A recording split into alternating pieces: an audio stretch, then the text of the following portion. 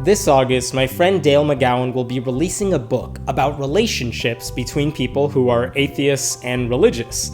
And during wedding ceremonies when, the officiant says something like, for better or for worse, in sickness and in health, well, Dale's book is called In Faith and in Doubt.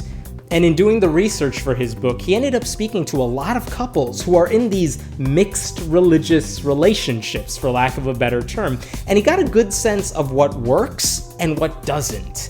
And I know a lot of you watching this, you may be in relationships with someone who doesn't share your religious beliefs or your atheist beliefs. And so we wanted to come up with a list of the things that work in these relationships and what doesn't work. In another video, we'll talk about some of the things that make those relationships work. But for now, let's talk about 9 things that Dale says makes those relationships difficult. If you have any of these issues and you don't find a way to mitigate them, your relationship may be in trouble.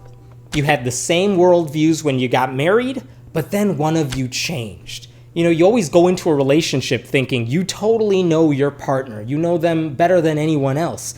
But what happens if you met your partner at church and all of a sudden you get married and at some point down the road they realize they don't believe in God anymore?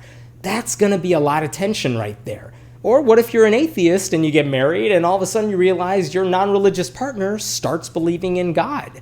I married someone who's not religious, but if all of a sudden she told me she wanted to start going to church, I'll admit that would probably weird me out a little bit. It's not the end of the road right there, but it's something we definitely want to talk about. I want to say things will be okay if that happens in a relationship, but it's one of those things that you just don't expect after the marriage. You don't expect a big change like that after you've already said your vows.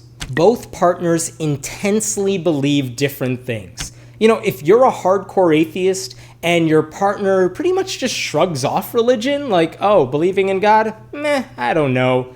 You're probably okay. But if you're a hardcore atheist and your partner is a hardcore evangelical Christian who thinks you're going to hell, there's going to be some problems there. Both partners are very dogmatic in their thinking. And this is not the same as intensity. This is all about how willing you are to budge on your beliefs. If you are with someone whose beliefs are now different from yours, are you willing to say, okay, you have a good point? Are you willing to say, okay, I might be wrong about that? Or are you absolutely stubborn and clinging to your beliefs no matter what?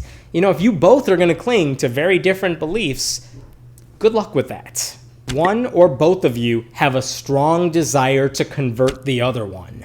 You know how hard it is to change your partner's bad habits? Well, you're probably not going to change their concern for your eternal soul either.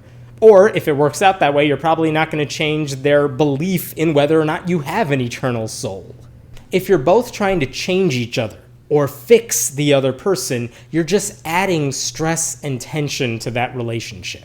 If the non-religious person is an antitheist, that could be bad. If the person who's an atheist in the relationship doesn't just not believe in God, but thinks that people who are religious are brainwashed, or people or religion needs to be eradicated, and that person's with someone who is religious, that's going to be a problem. And by the way, that's also not going to work out if you're with someone who's even mildly religious. Forget someone who's hardcore in their thinking.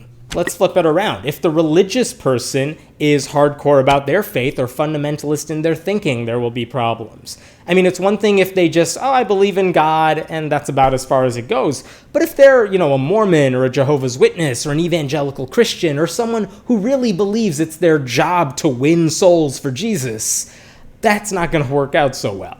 In both cases, it's hard to have mutual respect when you think the other person is either stupid or destined to hellfire.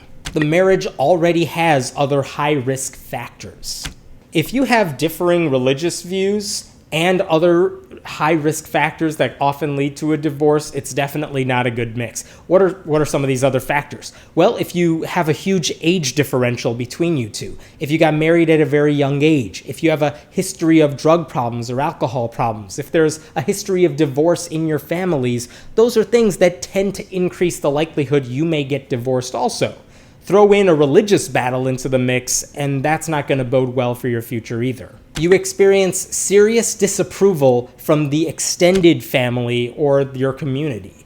You know, it's one thing if your partner can deal with your difference of beliefs, but if you can't visit your partner's parents because they look down upon you for your beliefs, or they want to convert your children if you have any, or if you can't even hang out with your partner's friends because they look down on you for what it is you believe, that's going to make it really tough because you can't really be part of your partner's life if you don't know her family members and her friends. There's a disagreement over religious identity and religious practices when it comes to the children. Will the kids choose a religious identity for themselves? Will they go to church? Will they be baptized or confirmed or bar mitzvahed? Are you even willing to have these discussions? Because if you're not, you're going to have to make some tough decisions in the future. And if you guys have differences of opinions on these things and you don't work them out before the child is of age where all that stuff matters, you're going to have a hard time dealing with those issues when they come up. So those are some of the biggest problems that can occur in relationships between atheists and religious people. But there are ways to overcome it. There are ways to make those relationships work, and you could see that in this video right here. Again, all of this comes from Dale McGowan's new book, In Faith and in Doubt. It comes out this August. You could pre-order it using the link below. And if you have ever been in any of those mixed faith relationships and you know what some of the warning signs are, and I didn't mention them, let us know about it in the comments below, and hopefully some of the other people reading the comments can know what to look out for if they ever end up in that same situation.